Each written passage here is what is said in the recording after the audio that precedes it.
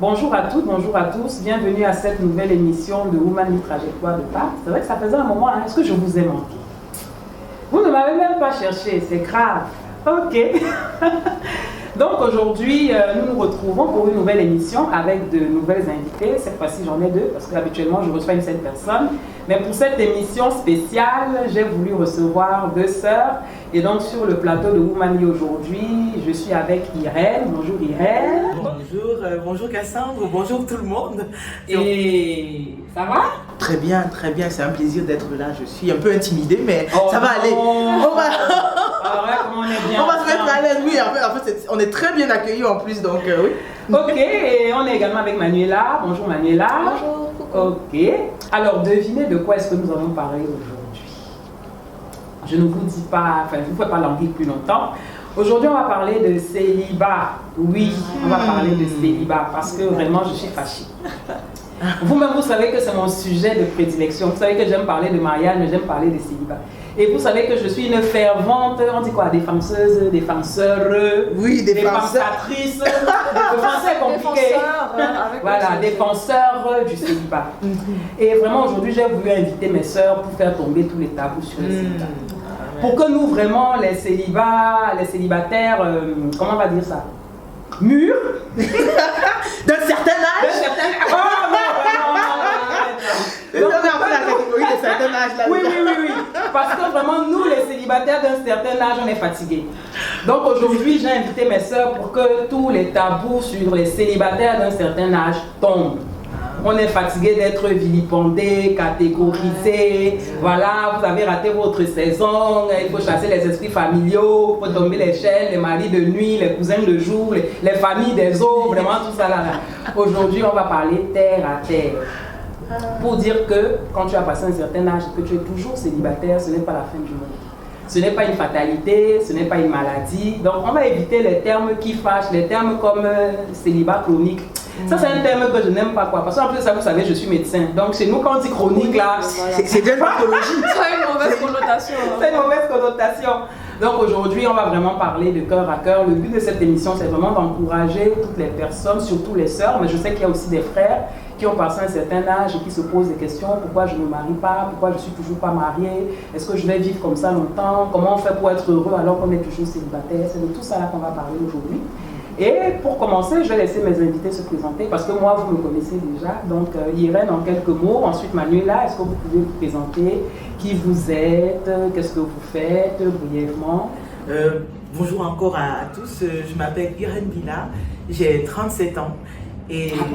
Ah oui, On ne dirait pas. On dirait pas? Ah non! Ah bah écoutez, je suis 32, Maxi 33. Je suis totalement légitime dans cette émission parce que je fais partie de la catégorie d'âge des célibataires d'un certain âge.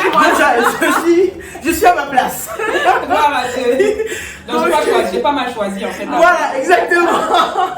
Donc j'ai 37 ans, je suis en crise depuis l'âge de 17 ans, donc ça fait un moment que je compte sur le Seigneur par rapport à ce sujet. Peut-être que dans ton cas, le thème de chronique finalement, tu vois? Oui, tu vois, ça fait cet effet à tout le monde. Donc je suis spécialisée dans le développement commercial des entreprises et des projets. Et enfin, je suis dans l'entrepreneuriat social depuis déjà environ 5 ans et dans le développement commercial depuis un peu plus de 15 ans. Donc voilà un peu pour moi. Merci beaucoup, Manuela. Moi, c'est Manuela. J'aurai 32 ans dans quelques jours. Voilà, je suis... qu'est-ce que je vais dire d'autre? Je suis issue d'une fratrie de 6. Voilà, je suis la première fille pour la famille. Je suis médecin de profession. J'ai fait une partie de mes études en Côte d'Ivoire où j'ai rencontré le Seigneur il y a 5 ans. Gloire à Dieu. Ok, alors, on va entrer dans le vif du sujet. On est tous enfants de Dieu, mais j'aimerais quand même savoir, c'était quoi votre vision du mariage? Bon, toi, je sais pas, 17 ans, c'est quand même très jeune, mais je sais quand même que même à cet âge-là, on a des rêves et tout. Donc, avant que tu ne deviennes une adulte mûre, éclairée et tout ça, c'était quoi ta vision du mariage à l'époque? Quand tu te projetais, comment est-ce que tu voyais les choses? En fait, c'est vrai qu'à 17 ans, je ne pensais pas du tout au mariage. Je ne pensais pas du tout au mariage. Mais à 17 ans, j'avais un calendrier qui était très bien arrêté. Je savais que voilà, À 23 ans, je rencontrais l'homme idéal. 25 ans, maxi, on se mariait. 27 ans, on avait nos enfants. C'est-à-dire vraiment, j'avais un plan de vie. J'avais un plan de vie qui était très clair.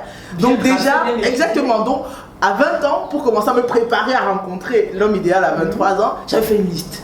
Alors là, c'était une liste précise. C'était une liste qui allait de la taille, de la couleur, de la coiffure des cheveux, du teint. En fait, j'avais joué à Dieu. J'avais écrit, j'avais créé un homme sur papier. Et j'attendais en fait de le faire manifester par le pouvoir de la prière, que non, voilà, il sortirait de ça. En fait, pour résumer, en fait, c'était Beverly Hills qui se battait avec des feux d'amour dans ma tête, ça au football. C'était vraiment cette vision-là que j'avais du mal, une vision assez auto-centrée aussi, très égoïste sur ce que c'était que le mariage déjà. Je voyais plus ce que le mariage pouvait apporter au travers de la rencontre, mais vraiment je n'étais pas dans l'optique de donner, j'étais vraiment dans l'optique de recevoir. Et j'avais fait une liste donc de tout ce que je devais recevoir dans ce mariage-là. Donc c'était un peu la vision édulcorée que j'avais en fait du mariage à cette période-là. Mais en fait, c'est comme si c'est un schéma qui se promenait partout. Parce que moi, je disais la même chose. Je me disais vraiment, arrivé à 30 ans, j'aurais fini. Oui. À 30 ans, je profite juste de la vie, quoi, de ma mari et de mes enfants. Et puis, bon, on va voir la suite après. Emmanuela et toi, parce que toi, ta conversion est un peu plus récente, entre guillemets, on va dire comment. 2017, ma conversion. En fait, moi, aujourd'hui, je vois que j'avais une version un peu tordue du mariage, voilà, parce que je me disais, bon, je vais me marier à 25 ans. C'était parce que le mariage c'était parce que ma maman s'était mariée à 25 ans. Donc moi, c'était à 25 ans que je me marie. J'ai des enfants, et quand je dis que j'avais une vision tordue, c'est que moi, ma vision du mariage, c'était quand je me marie pour me marier parce que c'est un passage obligatoire. Tout le monde, quand tout le monde grandit, on se marie. Donc je me marie, ensuite on fait des enfants, et puis chacun fait ce qu'il veut. Voilà. En fait, moi, c'était vraiment ça. Mon mari, voilà, il a ses activités, moi les miennes, chacun vit sa vie. Et je me disais, c'est ça. Donc pour ne pas embêter l'autre, c'est vrai, on est mariés, on a des enfants, mais voilà, chacun vit sa vie, gère ses activités, et puis c'est tout. Donc moi, c'était comme ça. Ok, qu'est-ce que Christ a changé? Oh, vraiment, c'est déjà, comme je disais, c'était une vision assez, je me suis rendu compte en Christ, en fait, c'était une vision assez égoïste de l'amour, du mariage même en général. Et dans cette dynamique, en fait, lorsque je rencontre Christ ne me fait pas prendre conscience de ce qu'est le mariage, mais me fait prendre conscience de qui je suis, en fait. Parce que la rencontre avec Christ te fait mettre des mots sur ce que tu vis, sur ce que tu es, et dont tu n'as même pas conscience. Et souvent, la vision qu'on a du mariage répond à des blessures aussi, parce qu'on veut que le mariage vienne résoudre des problèmes intérieurs que nous avons. Et c'est vraiment dans cette position-là que j'étais. Je me disais que bon voilà, cet homme-là viendrait me donner peut-être de l'amour que je n'avais pas eu de mon père, viendrait me soutenir là où je n'ai pas eu de soutien. Donc on voyait cet homme-là comme celui qui allait résoudre. Voilà, c'est lui le sauveur en fait. Et Christ en fait m'a fait comprendre que c'est un problème. Il m'a fait comprendre, il m'a fait mettre des mots dessus. Il m'a dit que c'est une blessure, que ça, tu dois être traité, tu dois te soigner. Comme tu es malade, et pour toute maladie, il y a un remède. Et le premier remède en Christ a d'abord été de découvrir qui j'étais, de découvrir ces blessures-là et de pouvoir commencer en fait le véritable chemin maintenant de guérison, de restauration dont j'avais besoin. Avant même de recommencer à penser à me marier, il fallait d'abord que je me réapproprie mon identité et qui j'étais, que je recommence à être moi en fait. Donc c'est vraiment ça que Christ m'a apporté, il m'a aidé à me rendre compte que j'avais un problème et que j'avais besoin de commencer à travailler dessus. Alors Manu, les 25 ans sont passés, voilà, toujours rien. Finalement, le grand projet de chacun, ses activités de son côté, pas tout à fait ça. À quel moment est-ce que tu as mis les pieds sur terre? Rien ne s'est passé comme prévu. Au moment de ma conversion, en fait, voilà, quand je me convertis, quand je me baptise c'était en 2017, voilà, il y a 5 ans, c'est comme s'il y avait une reprogrammation de tout ce que j'étais en fait. Elle a parlé de l'identité. Du coup, je commence à avoir des vues différentes sur les différents domaines de ma vie. Concernant le mariage, là je commence à ne plus penser au mariage en fait, je dois me marier. Je pense que ma relation avec Dieu m'a permis d'arrêter d'écouter, de regarder à l'extérieur, de me centrer voilà, sur lui. entre nous deux. Et là a commencé la découverte de soi, la découverte de ma personne. Je me suis rendu compte que je ne me connaissais pas. Dans cette relation-là, j'ai appris, comme elle a parlé, de poser des mots sur certaines choses. J'ai commencé à comprendre pourquoi je réagissais d'une certaine façon, de ce que j'étais vraiment. Je me suis rendu compte en fait que je ne me connaissais pas.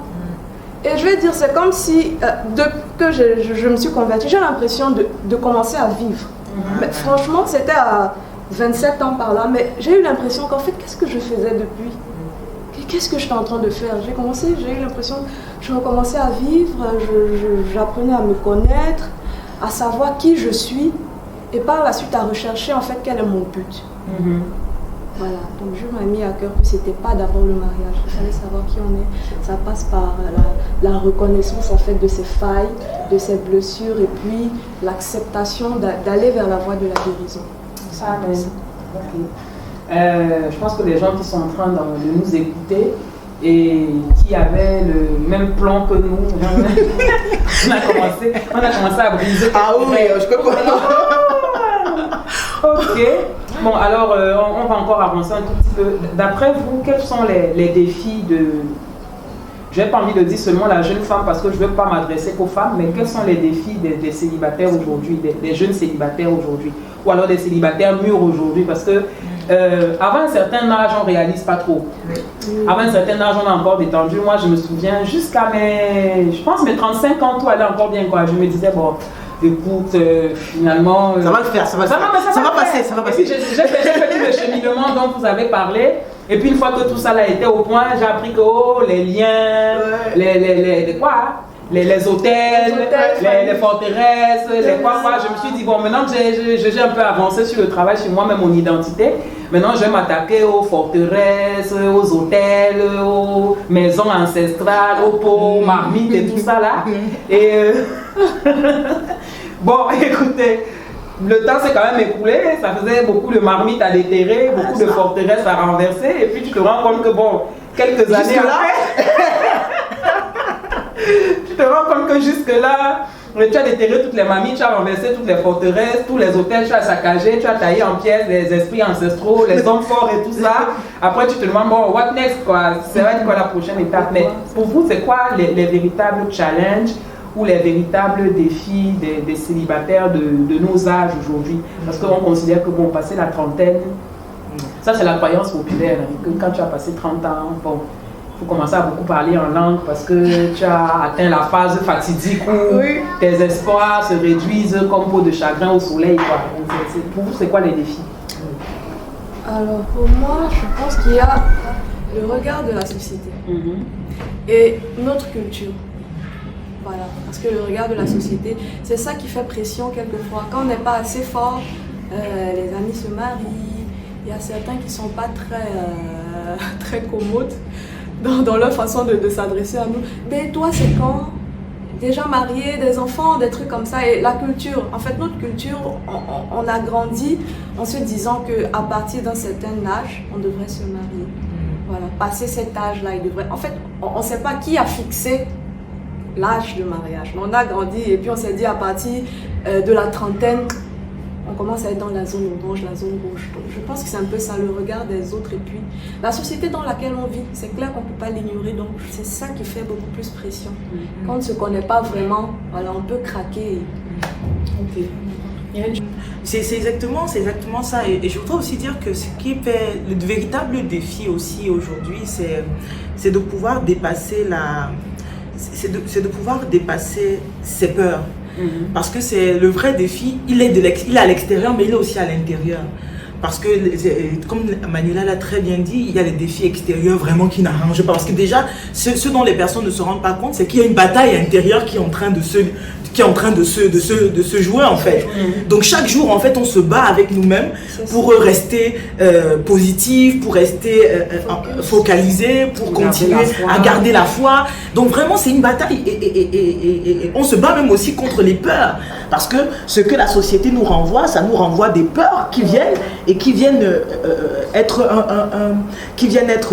viennent bousculer notre stabilité. Parce que parfois on arrive à trouver un équilibre, mais la minute d'après, quelqu'un vient, il déstabilise ton équilibre. 2 minutes après, on dit ah vraiment, tu n'es toujours pas marié. Voilà, mais tu sais que ton semblable, il a eu un enfant. Et puis voilà, et le truc c'est qu'il y a même des attaques parce que les familles commencent à te pousser vers des actions et ils commencent à te dire bon voilà mais fais au moins un enfant. Fais au moins un enfant, soit même la deuxième femme de quelqu'un parce que tu sais que plus l'âge évolue, effectivement, plus l'âge évolue, plus les propositions de ta famille commencent elles-mêmes à partir, à s'envoler dans les... Eux-mêmes ils ne savent même plus quoi te dire. Parce que à 20 ans, on te dit non, le bon n'est pas encore arrivé. 30 ans, on te dit que non, ça va aller, prie seulement, il va venir. À 35 ans, on te dit que bon, écoute, il faut commencer à détruire les forteresses, chasse l'esprit de célibat. Mais à 40 ans, mais on veut te faire la délivrance, l'imposition des mains directement. On commence à te chercher les maris, les foyers où tu peux être deuxième femme. Même troisième. Oui, on trouve même quelqu'un qui te dit que non, il peut t'aider à faire l'enfant. Au moins l'enfant va rester là, il va te consoler. Et on ne se rend pas compte que ça vient attaquer un environnement qu'on a essayé de créer autour de nous pour garder en fait un équilibre, pour garder la foi, pour rester focalisé. Donc c'est vraiment les deux défis, ce sont ces défis extérieurs là et ces défis intérieurs pour continuer à se garder focalisé sur Christ et garder la foi. Mais moi je me demande, est-ce qu'on peut trouver des raisons au prolongement du célibat? Parce que c'est une question sur laquelle je réfléchis depuis longtemps. Je vais vous avouer que j'ai tellement réfléchi dessus qu'à un moment, je me suis dit, je vais arrêter de suivre les enseignements. Parce que j'étais arrivé à un point où, chaque fois que j'écoutais un enseignement, peut-être ça ne produisait pas quelque chose de positif en moi. C'est le genre où on te dit, voilà, tu as ta saison de mariage. Donc en fait, si passé cet âge-là, tu es toujours célibataire, c'est parce que ta saison de mariage est passée. Sauf que quand j'examine ma vie, je ne vois pas à quel moment j'ai raté la saison. Donc je te dis, bon, est-ce que c'est vraiment que j'ai raté ma saison? Et si j'ai raté ma saison, mais c'est à quel moment je l'ai raté quoi? C'est moi qui n'ai pas su détecter la saison ou bien, bon, quand on te décrit ce qui se passe pendant la saison, tu n'as pas reconnu le jour de ta visitation. Quand on te décrit à quoi ressemble la saison, ce que ça correspond à la saison, tu regardes, tu te dis, mais en fait, moi j'ai jamais vécu ça. Donc du coup, est-ce que c'est que ma saison n'est pas encore arrivée? Ou c'est que quand elle est arrivée, j'étais trop dans les nuages pour discerner et à ce moment-là, je sais pas, moi vraiment c'est des choses qui suscitent beaucoup d'interrogations en moi. Ces histoires d'esprit de célibat, ces histoires de voile, c'est pas que je suis en train de nier que ça existe, hein. Je suis tout à fait consciente qu'il y a des raisons spirituelles au prolongement du célibat, mais enfin, je me dis, tant qu'on n'a pas atteint cet âge étant célibataire, il y a des questions qu'on ne se pose pas. Donc vous, qu'est-ce que vous en pensez? Quelles sont les raisons que vous pensez qu'on peut donner, ou alors qu'est-ce que vous pensez de ces quelques raisons que j'ai citées? J'avoue que ce que tu as dit est tout à fait... J'ai vraiment vécu la même chose. Je me suis vraiment posé beaucoup de questions. Mais ce qui m'a aidé, c'est que j'ai tout de suite en fait déjà perçu. C'est que toutes ces raisons peuvent être valables. Selon la saison, selon le temps et selon les personnes. Parce que chacun n'est pas au même niveau, n'est vraiment pas au même niveau de sa vie. Et vraiment, Dieu a un plan pour chacun. Maintenant, selon le plan de chacun, Dieu s'attend à des choses venant de chacun d'entre nous, des choses différentes. Et je crois, quand je regarde par exemple mon expérience, je suis persuadé que franchement, si je m'étais mariée à 25 ans, 27 ans, à l'heure actuelle, je serais en train de garnir les rangs des femmes divorcées. Et justement, le Seigneur m'avait fait voir cela. Et parce que j'ai eu beaucoup d'amis qui sont mariés avant moi. Et toutes sont divorcées aujourd'hui. Elles ont se mariées c'était la période d'âge là où on se disait non, on va se marier et tout. Elles sont toutes mariées, mais toutes sont venues me retrouver. Ça m'a délivré vraiment ça m'a délivré de la pression familiale. Parce qu'à chaque fois qu'on venait, on m'avait dit que ta semblable s'est mariée. Dès que le dossier venait, que tu te souviens de ma semblable qui s'était mariée très jeune et tout. Donc vraiment, il y a cette partie-là qui nous fait croire qu'il y a un âge. Et il faut absolument que ça se passe à cet âge-là. Non. En fait, il y a des mots. Tout simplement, parfois, on n'est pas prêt. Exact. Parfois, on n'est absolument pas prêt. On ne comprend même pas ce que c'est que le mariage. Et on va se lancer dans quelque chose qui va nous détruire et qui va détruire d'autres personnes. Ça ne sert à rien. Maintenant, il y a des personnes qui ont des problèmes spirituels. Ça, c'est tout à fait logique. Mais arrivé à notre âge, quand tu t'es déjà rendu compte que le mouvement que moi j'ai entamé depuis que parce que je me suis tellement posé cette question qu'à un moment donné, j'ai préféré commencer à me concentrer sur tout ce que je faisais, c'est-à-dire j'ai commencé à passer ma vie en revue. À chaque fois je cherchais, je disais ok, bon ça j'ai essayé d'améliorer ça, il reste quoi? Donc en fait c'est vraiment un temps de perfectionnement. Je préfère me concentrer sur ça. Parce que si je me concentre sur les raisons que d'autres personnes vont donner, je vais de toutes les façons tomber dans la dépression, je vais tout remettre en question, je vais perdre peut-être la foi. Donc vraiment, je préfère me concentrer sur moi. Parce que chacun aura toujours une bonne raison. Et toutes ces raisons sont vraies, comme tu as dit. Mais ça ne veut pas forcément dire que... C'est toi, on a fait un excellent séminaire dernièrement qui s'est concentré sur les raisons externes de pourquoi est-ce qu'on peut ne pas se marier. C'est vrai que tu peux ne pas prendre soin de toi. Il y a plein de choses. Tu peux ne pas prendre soin de toi. Tu peux ne pas être quelqu'un qui a compris qu'il faut quand même il faut plaire, il faut savoir se préparer physiquement aussi pour le mariage, etc. Est-ce que tu sais cuisiner? Il y a toutes ces choses-là qui font partie de la préparation. Donc que chacun se concentre sur lui-même et qu'il fasse une espèce de bilan à chaque fois. Il se dit ok, voilà, j'ai encore des failles ici, là, que je me concentre à arranger ça. Et pendant ce temps-là, Dieu lui voit tes efforts pendant que tu es en train d'arranger ça. Et le moment venu, tu ne sauras pas quand ça va se passer, mais la bonne personne va rentrer dans ta vie. C'est aussi ça. Concentrons-nous sur nous. N'écoutons pas le reste. Moi, ma mère m'envoie tous les dimanches, tous les matins, elle m'envoie un temps de prière, de délivrance. Oui. Je vous dis qu'elle m'appelait, je me dis que elle se préoccupe, elle est mignonne. Oui, elle se préoccupe elle-même. Donc elle reste comme ça, elle me dit que vraiment, ma fille, ça fait entre-temps, peut-être un esprit. Il y a peut-être un dernier. Fois qu'on a chassé. Voilà, ça fait longtemps qu'on n'a pas chassé un esprit. Donc il y a peut-être un dernier qui reste là. Écoute quand même la prière de délivrance aussi. Donc ça c'est l'amour. Mais il faut rester concentré sur ta réalité à toi et de te dire Seigneur, quel est le next step, où j'en suis, où est-ce que je vais. Ça c'est bon.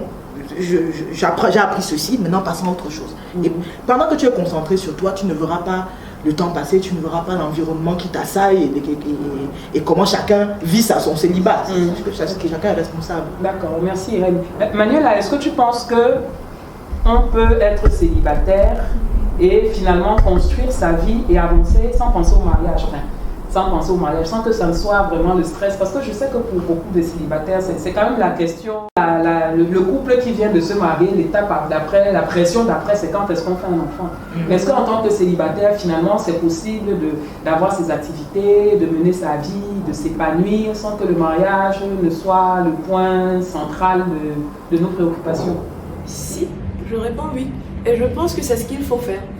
Il faut vivre parce que on ne peut pas se laisser, laisser ses pensées être assiégées constamment par ça. Mariage. En fait, ça va nous pousser à faire des choix peu commodes et à être moins lucides que la normale.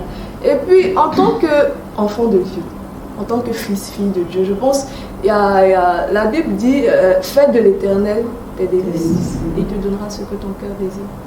Voilà, avant de se marier, on a d'autres choses à faire quand même. À moins que quelqu'un ait dit à Dieu, je dis toujours que ça dépend de notre relation, de la relation de chacun avec Dieu. Pour moi, c'est le plus important, c'est la base. À moins que Dieu ait dit, ait révélé à quelqu'un que toi, ton but sur la terre, c'est le mariage. Bon, merci. À moins que ce ne soit ça. Chacun connaît en fait sa relation, ce que Dieu lui a dit, voilà ce que Dieu lui a révélé. À moins que Dieu n'ait dit, ben voilà, je t'ai envoyé sur terre, tu vas grandir, le but c'est le mariage. Là, tu vas être focalisé sur ça. Mais si ce n'est pas le but, je pense qu'on peut, en se focalisant, déjà quand on est de nouveau, quand on se convertit, en se focalisant sur sa relation avec Dieu, voilà, on commence à voir, c'est un peu comme un miroir, on commence à voir qu'est-ce qu'il faut changer, où est-ce qu'il faut s'améliorer, et il va nous dire où aller. Voilà, sa parole est une lampe à nos pieds, il va nous dire où aller, qu'est-ce qu'on doit faire. Le mariage viendra. Tout à fait. Pour moi, le mariage, en fait, pour moi, on est censé suivre, chacun de nous est censé suivre un processus. D'accord, on est tous différents, on n'a pas les mêmes destinations. Voilà, chacun a son processus. Chacun de nous est censé suivre un processus. Et au cours de ce processus-là, il y a plusieurs cadeaux, plusieurs projets de paix. de Dieu dans le mariage. Moi, c'est comme ça que je vois les choses. Et chacun doit suivre le processus jusqu'à arriver à ce niveau-là. Mais avant le mariage, il y a beaucoup d'autres choses. Est-ce qu'on est guéri? Même après le mariage, il y a beaucoup d'autres choses. Même après, en fait, le mariage, je crois, c'est un moyen pour arriver à la destination finale. Voilà. Mais est-ce qu'on est prêt? Elle a parlé, est-ce qu'on est déjà prêt pour le mariage? Est-ce qu'on est prêt à donner? Est-ce qu'on a la version originelle du mariage selon Dieu? Parce que des fois on se dit, bon, on va aller se marier, on va avoir notre chéri, il va prendre soin de nous, tout va bien se passer. Mais est-ce qu'on est prêt à donner de soi-même? Il y a certains qui vont se regarder, ils vont se dire, ben non, moi je suis pas prêt. Je suis encore un peu trop égoïste. Ça veut dire qu'il faut gérer ça. Si on veut un mariage, surtout selon Dieu, il faut qu'on fasse des choses comme lui il veut, pas comme nous on veut. Et des fois, ça demande d'aller carrément à l'opposé de ce que la société a calqué comme modèle. Et moi, ça m'inspire une autre question. Et pour ceux qui sont prêts? Oui, mais parce que tu auras toujours un certain nombre de personnes qui vont te dire, c'est vrai, je sais pas. Que j'ai coché toutes les cartes. Voilà, je sais pas si quelqu'un peut prétendre être prêt de dire voilà ça. Un peu comme le jeune homme riche, quoi. On lui avait dit, Jésus lui avait dit, il aime ton prochain. Bah, il a dit oui, Seigneur, moi j'ai tout fait. La loi là, je maîtrise. Voilà, je maîtrise. Après, quand il a dit va et vends, il a dit hé, gars. Finalement, il y a pas beaucoup de choses. L'autre là, quand même, c'est un peu fort.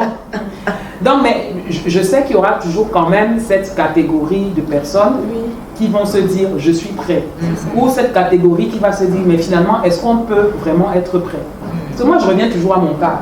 Pour les autres je ne peux pas trop m'exprimer. Mais bon, j'ai 42 ans aujourd'hui. Franchement, si je dois continuer à me préparer, tu vas en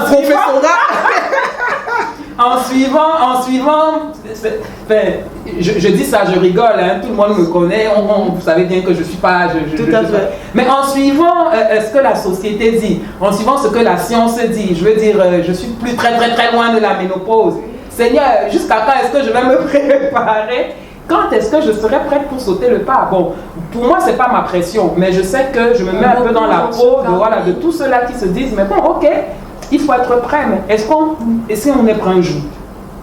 Donc, du coup, qu'est-ce qui fait que ça tarde? Parce qu'il y a des gens qui sont moins prêts que nous, qui se sont mariés. Bon, qu'est-ce que ça a donné? Ça, c'est un autre débat. On va pas... Mais marions-nous d'abord. Nous, on va d'abord se marier.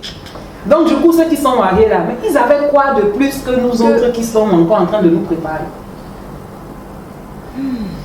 On ne peut pas dire qu'ils avaient quelque chose de plus ou de moins. En fait, on ne peut pas dire ça.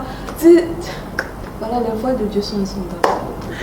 En fait, vraiment, c'est comme Manuel a dit, c'est une question vraiment, c'est une question terrible. Parce que c'est vrai en plus. C'est vrai en plus que beaucoup de personnes sont arrivées à un niveau où ils ont fait énormément d'efforts. Et la suite logique, ce serait que, en fait, ça se passe, ça arrive. Et je crois que c'est là où entre la dimension de la souveraineté de Dieu et de la foi. Parce qu'on ne doit pas oublier qu'on est dans le cadre chrétien. On est dans le cadre où on est en train de servir un Dieu de miracles et il fait toutes choses pour un but.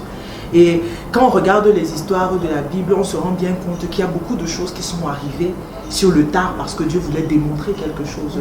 Donc il faudrait qu'on comprenne aussi lorsqu'on est enfant de Dieu que Manuel a aussi dit que le mariage ce n'est pas pour le mariage.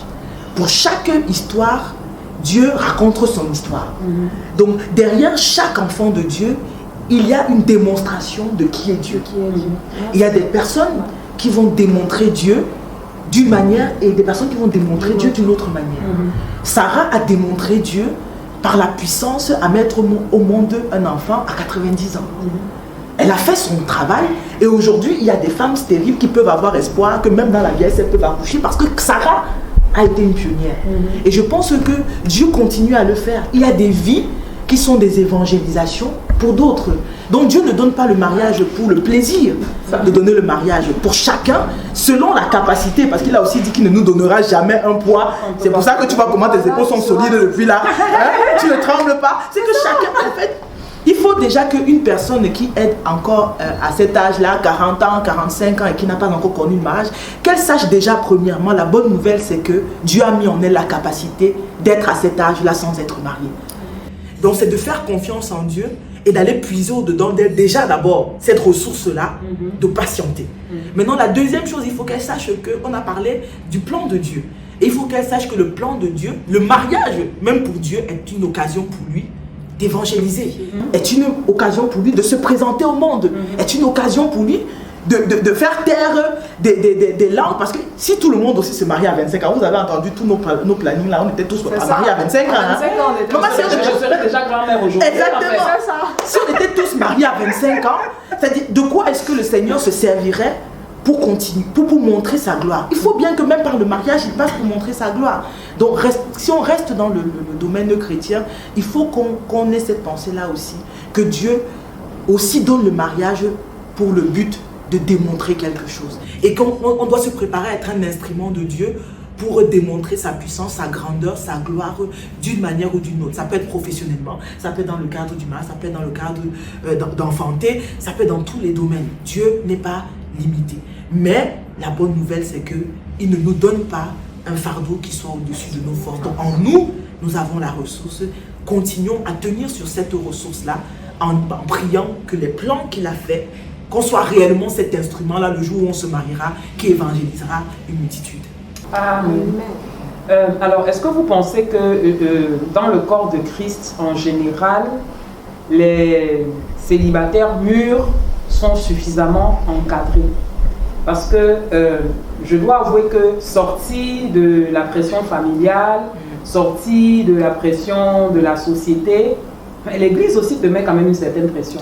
Parce que quand tu es assise à l'église et que dans les prédications, on parle de célibat chronique, vraiment, mes chers pères, mes mères, pasteurs, hommes de Dieu, compassion et compassion. N'utilisez plus ce terme-là, c'est tellement péjoratif. Ne dites plus chronique, pardon. Trouvez un autre adjectif pour qualifier le célibat. Il faut un célibat de longue durée ou célibat, je ne sais pas, mais vraiment ne dites plus chronique quoi. Moi, chronique là, ça fait trop bizarre.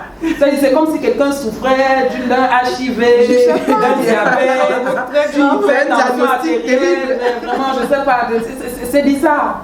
Mais en fait, est-ce que dans les églises, je dis dans les églises en général, hein, dans le corps de Christ en général, est-ce que vous pensez qu'il y a un encadrement quand même qui est fait pour nous, les grands célibataires? Ah oui, c'est mignon ça, les grands célibataires.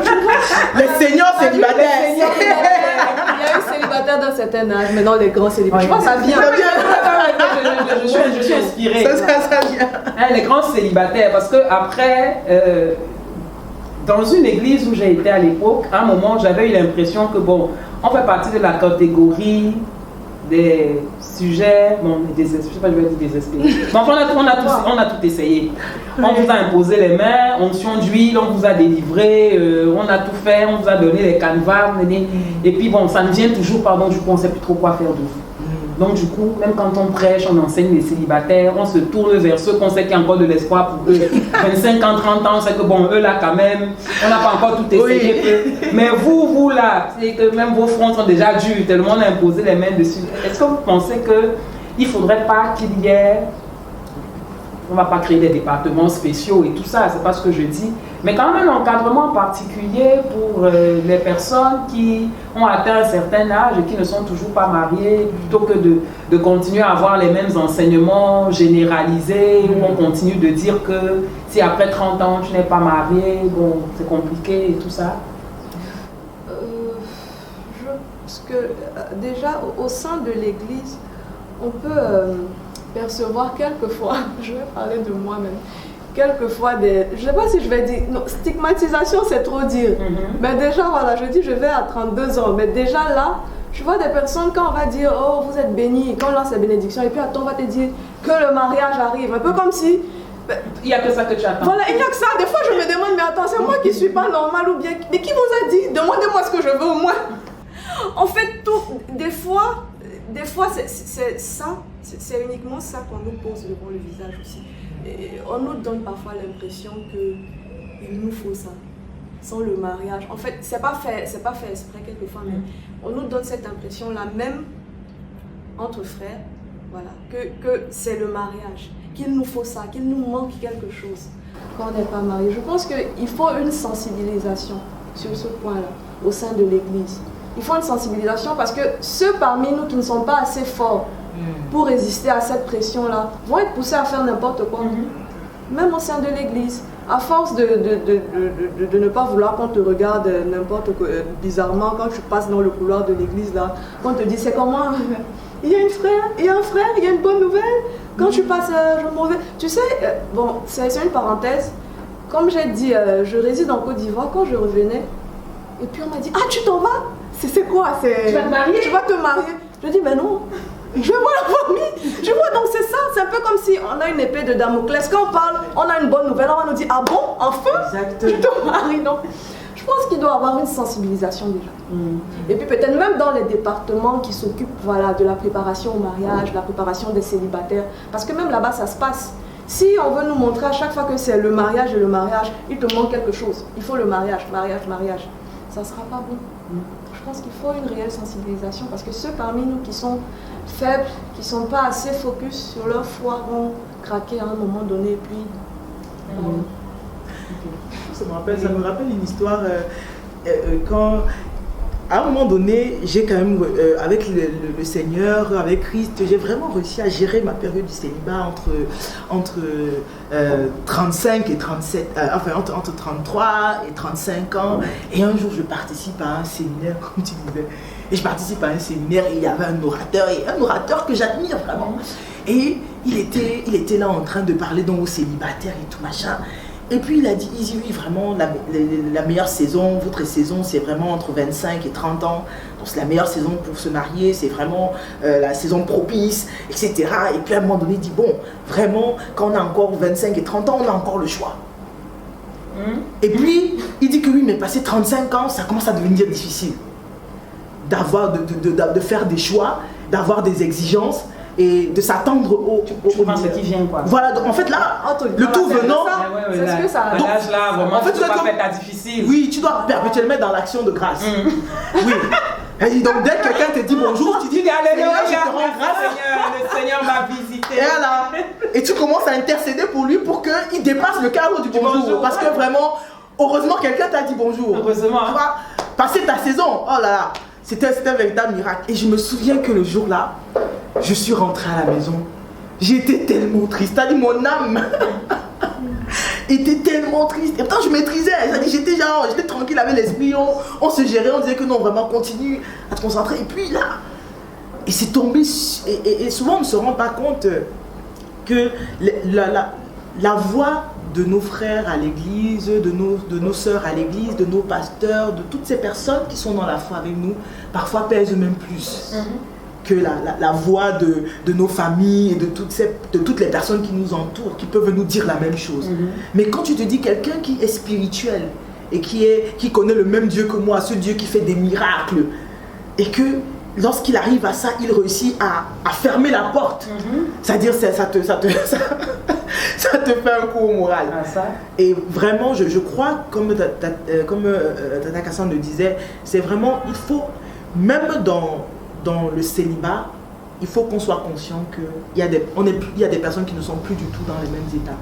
Et qu'on puisse préparer quelque chose pour ceux qui ne sont plus, vraiment les grands célibataires. Oui, parce que je pense qu'à ce moment-là, même les grands célibataires, à force, ils ont même aussi d'autres centres d'intérêt.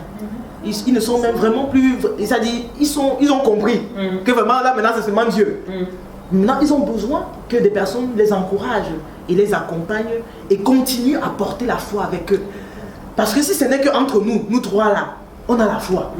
Je pense que ça serait encore plus motivant, on serait encore davantage boosté. Si des personnes qui ne sont pas du tout dans la même situation que nous portent la foi avec nous.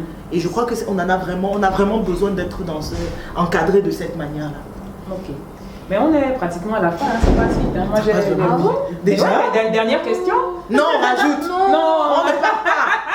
Mais si on est déjà arrivé à la dernière question, ça passe vite. Non, c'était court. Ah bon? Ok, on reviendra pour une prochaine fois. Non, on reviendra. Ah ben d'accord. Alors la dernière question, c'est celle-ci. Et finalement, si le mariage ne venait pas, et si finalement, voilà. Écoute. Moi, je me souviens qu'une fois, le Saint-Esprit m'a posé la question. Hein, c'était pendant 7 ans où j'étais au creux de la vague, là. Parce que tu sais, il y a des parfois, comme si tu sais, les montagnes russes. Tu es sur ta planche de surf, et puis tu es sur la vague, là, et puis à un moment, ouh, Puis le Saint-Esprit m'a posé la question, mais finalement, si comme ça, juste comme ça, tu te mariais pas. Puis un moment de silence, il dit, question pertinente. Bon, ben écoute, je préfère ne pas trop y penser. Hein. Continuons seulement d'avancer comme on est en train de partir. Voilà. Ça fait déjà beaucoup d'années que je supporte, donc vraiment, allons seulement. Alors on va voir ce que ça va donner. Mais je pense que c'est une question qui vaut quand même le détour. Donc finalement, je ne sais pas si vous vous êtes déjà posé la question, mais finalement aussi, je ne me mariais pas. Ça m'a déjà. Ça m'a déjà. Vas-y, ma soeur. En fait, ça m'a déjà effleuré l'esprit, tu vois, quand je suis en conversation avec le Saint-Esprit, tu disais. Et des fois, il y a des enseignements qu'on suit, il y a certains qui disent. Je pense que chacun de nous a déjà eu entendre peut-être, il y a certains qui ne sont pas faits pour se marier. Ils ne sont pas appelés au mariage. Ils ne sont pas appelés, voilà, quelque chose comme ça. Voilà. Donc, des fois, je me dis, Saint-Esprit. Et je regarde, je dis non, je crois pas, moi je vais me marier. Après, je dis, mais si ça venait pas, en fait. Je préfère, je pense, je préfère rester focalisée, en fait, sur ma foi, sur la relation avec Dieu. Je préfère rester focalisée, avancer, comme tu as dit, au jour le jour, c'est-à-dire instruction sur instruction. Moi, c'est comme ça que je me fortifie et que je peux tenir, voilà, face aux pressions autres. Je préfère me focaliser, bon, qu'est-ce que je dois faire maintenant? Parce qu'on a toujours une instruction. Bon, qu'est-ce qu'il m'a dit de faire maintenant? Ça va me conduire, ce qui est sûr, ça va me faire avancer sur les chemins qu'il a prévus pour moi. Donc, qu'est-ce qu'il y a à faire maintenant? Je préfère ne pas y penser. Et si je ne me marie pas, qu'est-ce qui va se passer? Je ne serai pas mariée. Pour que ça me stresse, ben voilà, bon, vivons. Il n'y a pas que le mariage. Voilà, c'est ça. Et c'est là où la foi commence. C'est là où la foi commence. Quand avec notre réflexion, on ne peut plus rien, on ne voit plus d'issue. C'est là vraiment, c'est vrai que c'est très difficile. On parle comme ça, comme si c'était, mais c'est très difficile de le vivre. Mais c'est là où la foi commence à avancer, malgré qu'on ne voit pas. On ne sait pas où on va. Voilà, on avance en gardant la foi, en ayant foi en Dieu. J'avoue que quand l'Esprit m'a posé cette question un jour, il y a une terreur qui m'a saisi. C'est-à-dire, en fait, je sens vraiment, sincèrement, lorsque j'ai entendu cette voix, il y a j'ai dit quelque chose a attrapé mon cœur, une main froide, glacée, a attrapé mon cœur, l'a tordu comme ça. Et j'étais glacée, je suis restée quelques minutes, tétanisée. Et je n'ai même pas su quoi lui reprocher. J'ai dit quoi? Mais comment ça? Pourquoi je ne me marierais pas? Non, mais c'est quoi ces questions-là? C'est quoi ces questions? J'ai dit, bah non, c'est pas ce qu'on s'était dit, c'est pas le contrat qu'on a. C'est pas le programme, c'est pas le programme. Et c'est vrai que à ce moment-là, c'est une question qui est une question très pertinente. Parce que je crois que c'est une question qui est là pour nous aider à comprendre en fait qu'il y a quelque chose qui est au-dessus du mariage. Cette question est importante et je pense que souvent, et Dieu est bon, hein. Dieu est bon parce que je crois que tous les célibataires d'un certain âge, Dieu leur pose cette question pour qu'ils comprennent en fait qu'il y a quelque chose de plus que le mariage. Et je crois que quand on a compris qu'il y a quelque chose de plus que le mariage, on peut apprécier le mariage. Amen. On peut apprécier le mariage. Et il y a cette phrase de l'apôtre Paul qui est vraiment, qui résume toute la vie chrétienne. C'est que qu'est-ce qui me séparera de l'amour de Dieu? Est-ce la pauvreté? Est-ce le manque? Est-ce que, quand tu as fait la liste... Est-ce que c'est le célibat? Oui. Donc toi, tu ajoutes le célibat dedans. Est-ce que c'est le célibat? C'est vrai que tu pars avec des peurs, tu te dis, ah Seigneur, est-ce que si je ne me marie pas, ça fait peur. Et souvent, moi, pour compenser ça, je me suis vraiment... J'ai fait comme Emmanuel là, mais je me suis vraiment focalisée sur le travail. Je me suis focalisée sur continuer à travailler avec Christ, continuer à travailler ce qui me passionne, faire ce qui me passionne, m'occuper, etc. Mais la nuit est là. La nuit est là. Parce que quand tu retournes dans ta chambre... Les activités s'arrêtent. Oui, quand les activités s'arrêtent. Quand il n'y a plus rien à faire. Exactement. Donc au départ, j'ai essayé de gérer cette question-là en compensant, en étant extrêmement active pour éviter d'y penser. Mais un soir, soir après soir, quand cette question te revient et que tu es seul dans ta chambre, tu ne peux pas te cacher. Donc il a vraiment fallu que je sorte parce que c'était quelque chose qui avait commencé à me déprimer. J'étais en train de me dire que c'est vrai en plus. Et comme Emmanuel a dit, il y a des personnes qui prêchent qu'il y a des gens qui sont appelés à ne pas se marier. Je dis que je ne reconnais pas cet appel. Ben voilà, c'est ça. Et puis tu dis au Saint-Esprit, non. Et puis tu as dit, il me sera fait selon ma foi. Oui. Non, je vais me marier, ça va venir quoi. Je dis que non, je ne reconnais pas l'appel là. Et tu vois, mais à un moment donné, il faut faire face. Et puis tu te dis, ok, de toutes les façons, si ça arrivait, qu'est-ce que je ferais? Est-ce que ça annule tout ce que Dieu a déjà fait? Est-ce que ce que je n'ai pas vient annuler tout ce que Dieu a fait? Et c'est là, quand il faut comprendre que ce que Dieu a fait est plus que ce qu'il n'a pas encore fait. Amen. Et là, tu te repositionnes et tu dis, ok Seigneur, je vais me concentrer sur ce que tu fais déjà, sur ce que tu fais encore et sur ce que tu es capable de faire. Amen. Et là, comme je sais que rien ne va me faire quitter donc la foi, avançons seulement. Avançons seulement. Ça viendra quand ça viendra, parce que je rejette toujours l'appel de ne pas me marier. Amen. Donc, j'ai dit que ça viendra certainement à son temps. Et je voulais ajouter quelque chose. En fait, je ne sais pas si je sais pas si je vais dire légitime pour le dire. Peut-être on va dire c'est parce que je ne suis pas encore mariée ou je n'ai pas un certain âge, mais je me dis il ne faut pas en faire une obsession. Mais vraiment quoi. Au début, j'ai parlé du but, du pourquoi on est là. Moi, au-dessus de la question du mariage, c'est cette question-là qui me taraude beaucoup plus l'esprit. Parce qu'actuellement, on voit des jeunes qui s'en vont. Voilà, il n'y a plus d'âge. On grandit et de plus en plus des personnes décèdent autour de nous. Voilà, c'est pas comme quand on était petit. Et puis, la question essentielle qui me revient, c'est pas le mariage en fait. Pour moi, c'est... La question première, en fait, dans mon cœur, c'est est-ce que je suis là où tu veux que faire ce que tu veux que je fasse, papa? Parce que je sais pas, on ne sait pas quand est-ce que notre heure va sonner. On peut sentir, voilà. Est-ce que si aujourd'hui tout s'arrête là, quand j'arrive devant toi, tu vas me dire c'est bon et fidèle serviteur, tu as fait ce pourquoi je t'entendais. En fait, c'est ça. Il faut qu'on le recherche ça d'abord en premier. Est-ce qu'on est où? Quand rien ne va plus, moi c'est ce que je me demande. Est-ce que je suis où il veut que je sois? Que ce soit avec ou sans mariage. Est-ce que je suis en train de faire ce que je dois faire à cet instant-là, selon son instruction? Donc je pense que si on continue à le suivre, sa volonté pour nous se fera, que ce soit avec ou sans mariage. Ça, je ne sais pas. Mais sa volonté, l'essentiel, c'est que sa volonté soit faite, que son règne soit, c'est ça. Amen. Mais c'est vrai qu'on est arrivé à la fin et pendant que j'étais en train de vous écouter, je me suis dit, ah, mais il y a une question là que je n'ai pas abordée. C'est-à-dire que, je ne sais pas si je dois dire le nez de la guerre, mais vraiment, là, c'est vraiment... Bon, on ne va pas l'aborder parce que si on entre là maintenant, là, on ne va plus finir. Mais il y a quand même une raison... Aidez-moi avec les adjectifs, une raison profonde, mais bon, peut-être pas tout. En tout cas, oui, pas loin de ça. Le sexe. La chasteté, ça, on en a pas parlé, c'est quand même une bonne source de motivation pour pas mal de gens quand même. Rester chaste, il y a beaucoup de gens qui me disent, toi tu fais comment, c'est quoi ton secret? À l'âge que tu arrives à la fête. C'est vrai que ça aussi, c'est quand même pour le grand célibataire un sujet qui, enfin, une raison, une question qui se pose, on va dire, qui pousse quand même beaucoup de gens aussi à se morfondre, qui fait souffrir pas mal de gens. Et qui pousse rapidement quand même. Voilà, des choix compliqués. En une seconde chacune. Tata Yann, comment t'as-tu fait? La chasteté là. Depuis le temps. Depuis les temps mémoriaux et ancestraux. Bon, déjà, la première chose... c'est il faut déjà éviter de se faire des films dans la tête. Parce que tout part d'abord de la tête.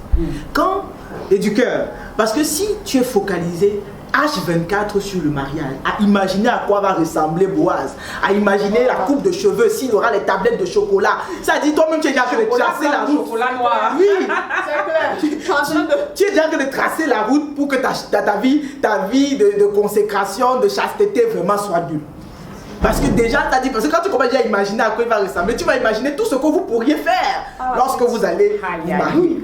Oui, donc c'est vraiment important quand le mariage n'est pas à ta porte, reste focalisé sur autre chose. Occupe-toi. Et vraiment, je crois que l'oisiveté aussi, c'est le chemin par lequel beaucoup d'impudicité entrent. Parce que quand tu as beaucoup de temps pour penser, pour être dans tes réflexions, pour être libre, pour réfléchir à tout ça, vraiment... Il y a des chances que et en plus, quand tu es en train d'attendre le mariage, il y a des chances que tu te mettes à imaginer des choses. Il y a aussi les programmes que tu suis. Parce que vraiment, si tu attends le mariage et que tu es sur Telenovela chaque jour, Enrique dit des mots doux à Juliana. Tu es dans les scénarios qui t'ont déjà amené. Ça dit vraiment, comme Jacques disait, tu es déjà amorcé. Ça dit, tu as déjà été amorcé. Donc vraiment, c'est-à-dire, ce n'est pas parce qu'on est mature dans le ciel, c'est pas parce qu'on a un certain âge dans le célibat qu'on est de bois. Jamais. Il faut se protéger. Il faut, c'est-à-dire plus que jamais même, il faut se protéger, il faut mettre des garde-fous et il faut s'occuper. Il faut s'occuper. Parce que quand tu es occupé, au moins, c'est-à-dire ton esprit, ton énergie, tu es même fatigué le soir quand tu rentres. Tu n'as pas le temps. Entre l'église, entre ton activité professionnelle, entre chercher la face de Dieu, vraiment, tu as beaucoup de choses à faire. Donc ne sois pas concentré sur le mariage. Sors de là, comme on a dit, on a vraiment beaucoup échangé dessus. Il y a plus que le mariage. Donc découvre ça et tu seras toi-même surprise de tout ce qu'il y a encore à faire avec Christ d'ici ton mariage. Donc vraiment, il faut être focalisé. Ferme les portes que tu as déjà ouvertes toi-même autour de toi. Arrête de rêver. Il y a un bro peut-être que tu as l'impression qu'il va se déclarer. Ça ne veut pas dire que tu peux commencer à vivre votre mariage dans ta participation. Oui, vraiment. Reste trop fort pour ça. Ouais. Oui, parce que nous les femmes, on part très très vite. Les télénovelas se jouent dans nos têtes. Donc il faut vraiment se protéger.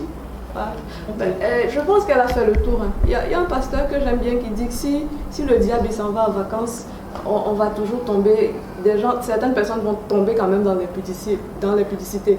En fait, pour dire, comme elle a dit, se discipliner, c'est la chair. Nous ne sommes pas qu'esprit. Voilà, on peut ressentir des choses, on peut vouloir certaines choses, mais il faut discipliner sa chair, comme elle a dit. Ce qu'on voit, ce qu'on écoute, ce qu'on entend, voilà, discipliner. Tout ce à quoi nos sens peuvent être exposés. On sait bien, on se connaît, quand on se connaît, on connaît nos faiblesses. On sait, bon, si j'écoute ça là, ça me fait penser à, vaut mieux ne pas écouter. C'est ça, il faut couper. Et les anciennes chansons là, les anciennes chansons de Céline Dion. C'est ça. Tu es là, les compis, les anciens compis zouk. On se connaît. Si tu sais que quand tu écoutes Céline Dion, tu deviens mélancolique, tu commences à penser, oh, le gars que j'ai connu il y a 15 ans là. Faut arrêter d'abord. Faut arrêter, faut écouter. Jésus est bon. Ça va aller. Donc, il faut se discipliner. Je pense que ça va aller. Mettre les gars, comme elle a dit, discipliner sa chair. Et une dernière chose de Tata Cassie, veiller à son entourage. Veiller à qui on fréquente pendant cette période parce que c'est une période sensible. Et ceux avec qui vous allez marcher vraiment vont influencer vos actions. Il faut faire, et parce qu'on est très sensible à cette période aussi, on est perméable à beaucoup de choses. Donc il faut vraiment choisir avec beaucoup de rigueur les personnes avec qui on va cheminer pendant cette saison-ci. Voilà, bon, on pourrait parler du célibat toute une après-midi, toute une journée, tout un séminaire, toute une conférence, on pourrait en faire des livres, mais il va bien falloir que cette émission s'arrête et c'est déjà la fin d'ailleurs. En conclusion, qu'est-ce qu'il faut dire à mes frères, mes soeurs, grands célibataires? C'est qu'il y a de l'espoir pour nous. Amen. Je reste toujours persuadée que nous ne sommes pas nombreux à avoir reçu l'onction de Paul pour rester. Moi de même. L'onction de Paul pour rester célibataire. En tout cas, en ce qui me concerne, je sais que je ne l'ai pas reçu. Amen. Maintenant, quant à savoir quand, comment, qui, pourquoi, il faut remettre ça entre les mains de Dieu. Je crois que ce soir, nous avons reçu toutes les clés qu'il faut pour vivre un célibat épanoui. Vous n'aurez jamais une meilleure saison pour voyager, pour vous former, pour apprendre, pour chercher à connaître Dieu, pour, je sais pas, tout qu'il y a tellement de choses à faire. En tout cas, moi, je profite à fond de cette saison. Profitez pour faire tout ce que vous ne pouvez pas faire quand vous serez mariés et surtout, laissez-vous conduire par Dieu. Laissez Dieu garder les rênes de votre vie et ne vous inquiétez pas. Sa parole dit que aucun de nous ne peut blanchir les cheveux de sa tête par les inquiétudes. Donc, ça ne sert à rien.